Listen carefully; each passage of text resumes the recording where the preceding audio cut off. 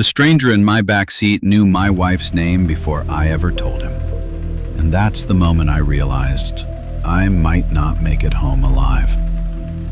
I used to think people exaggerated when they talked about bad feelings, that instinctive sense that something is wrong. Now I know your body notices danger long before your mind is willing to accept it. This happened last November.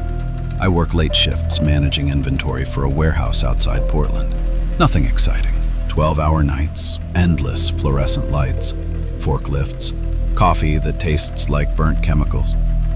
That night, my shift ended around 1:40 a.m. Cold rain hammered the parking lot while I walked to my car. The entire warehouse district looked abandoned.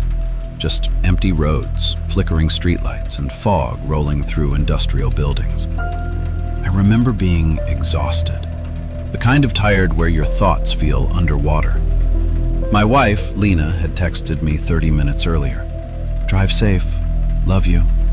I still have that message saved. At the time, I had no idea it would become the last normal thing I'd see that night. About 20 minutes into the drive home, I saw him standing beside the road. Middle-aged man, dark coat soaked from the rain, one hand raised. Normally, I never stop for strangers, never. But the storm was brutal, and there was something about him that looked harmless, tired, sad almost. I slowed down. The man leaned toward the passenger window. "Sorry," he said quietly. "My phone died. Could you take me a few miles into town?" His voice sounded calm, educated, not drunk, not aggressive. I hesitated, then unlocked the door. Big mistake. The moment he got inside, the temperature in the car felt different, colder somehow. He smelled faintly of wet dirt and cigarette smoke. "Thanks," he said, buckling his seatbelt slowly. "No problem." We drove in silence for maybe a minute. Then he looked at the family photo hanging from my rearview mirror. Me and Lena at the beach last summer. "She's beautiful," he said. Something about the way he said it made my stomach tighten. "Yeah," I replied carefully. "You've been married long?" 3 years. He nodded slowly like he already knew. Then he smiled. "Lena seems happy." My hands tightened around the steering wheel. I never said her name. At first, I tried to rationalize it. Maybe he saw it somewhere. Maybe I mentioned it without noticing, but deep down, panic had already started spreading through me. I glanced toward him carefully. He was staring out the window, relaxed, almost comfortable. "How do you know my wife's name?" I asked finally. The man didn't answer immediately.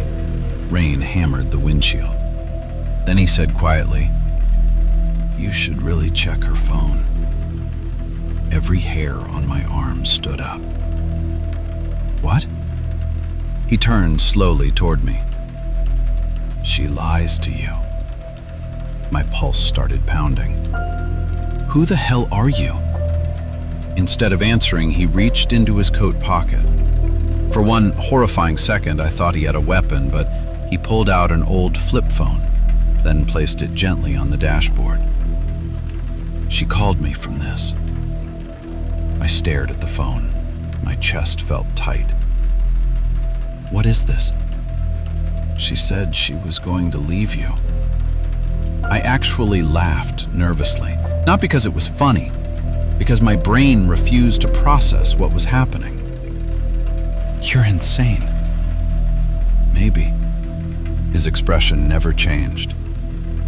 "But your wife still begged me not to tell you." The road suddenly felt very empty. No cars, no lights, just darkness and rain. I should have stopped the car right there. Instead, I kept driving. The stranger started talking like we were old friends. About Lena, about our apartment, about little details nobody should have known. The coffee shop she works at, the tattoo behind her shoulder, The fact she sleeps on the left side of the bed. Every word tightened something inside my chest. "You're lying," I whispered, but I didn't believe it anymore. Then he said the sentence that truly terrified me. "She was supposed to leave with me tonight." I slammed the brakes so hard the car skidded sideways. "What did you say?" The man calmly looked at me. "She changed her mind." Rain poured around us. I could hear my own breathing. "You need to get out." He sighed softly. "I was hoping you'd react better." "Get out of my car!" Instead of moving, he slowly pointed toward the back seat. I turned instinctively, and my blood froze. There was a woman's scarf lying there. Red silk. Lena's scarf. The one I thought she lost 2 months ago. My entire body went numb. "How did you get that?" The stranger looked almost disappointed.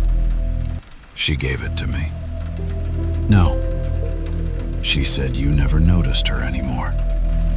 I wanted to hit him, scream, kill him, maybe, but fear kept overpowering anger, because none of this felt random anymore. This man knew too much. Then my phone rang. Lena. I answered immediately. "Where are you?"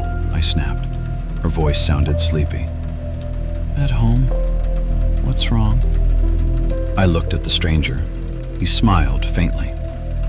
"Put her on speaker," he whispered. I ignored him. "Lena, do you know this man?" Silence. Then, "What man?" "The guy who's with me right now." Her breathing changed instantly.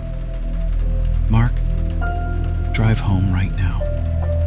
Cold spread through my stomach. "You know him." Another silence. Too long. Then she whispered, "Please don't stop the car." The stranger closed his eyes like he was enjoying the moment.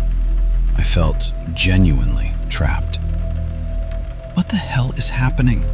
Lena sounded terrified now. "Mark, listen carefully. Is he wearing a dark coat?" I stared at the man beside me. "Yes." "And does he have a cut near his chin?" My mouth went dry. "Yes." Then Lena started crying and whispered words that nearly made me crash the car.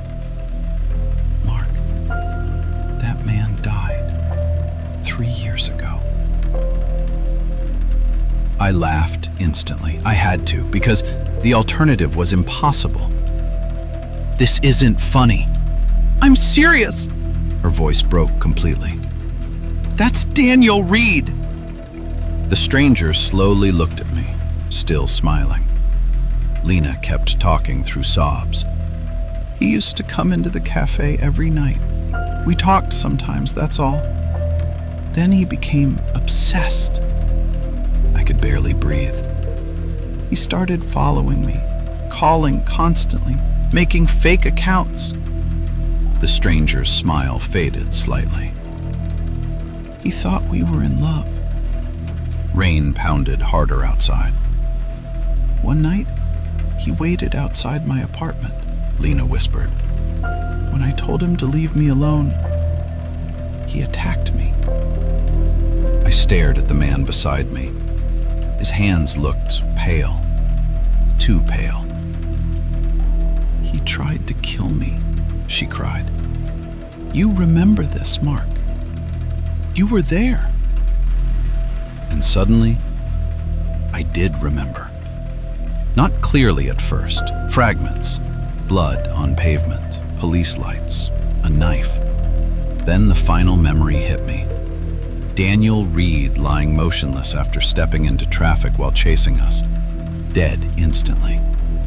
My hands started shaking violently. That wasn't possible. I looked at the passenger seat again. The stranger was still there. Wet coat, calm expression, smiling at me. "You lied to her," he said softly.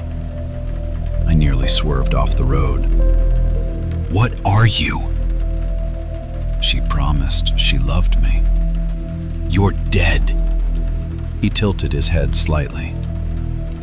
Then why can you still see me? The next 20 minutes felt unreal. The stranger kept speaking calmly while Lena begged me through the phone to keep driving.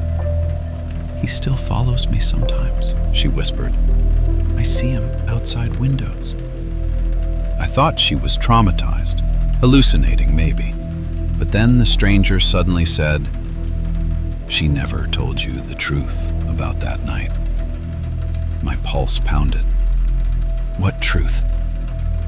She didn't scream because she was scared.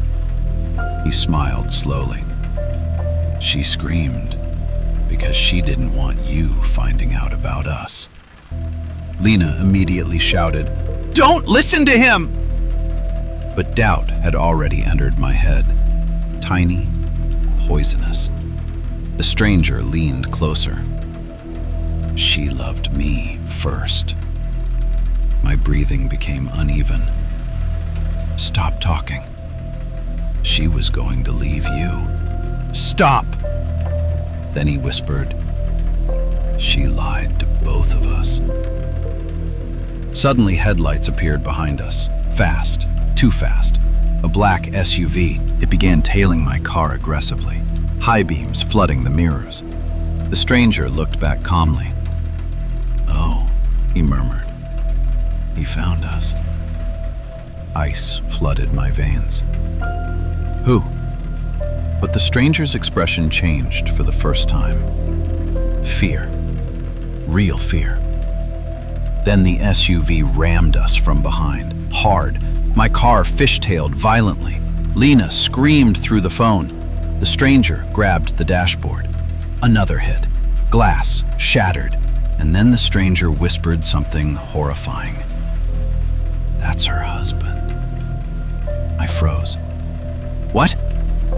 But before I could react, the SUV pulled beside us, and I saw the driver. It was me. Same face, same jacket, same terrified expression. And suddenly every memory crashed back into place at once. The accident, the rain, the blood. Not Daniel. Me. I was the one who died that night 3 years ago. And the woman waiting at home was never my wife anymore.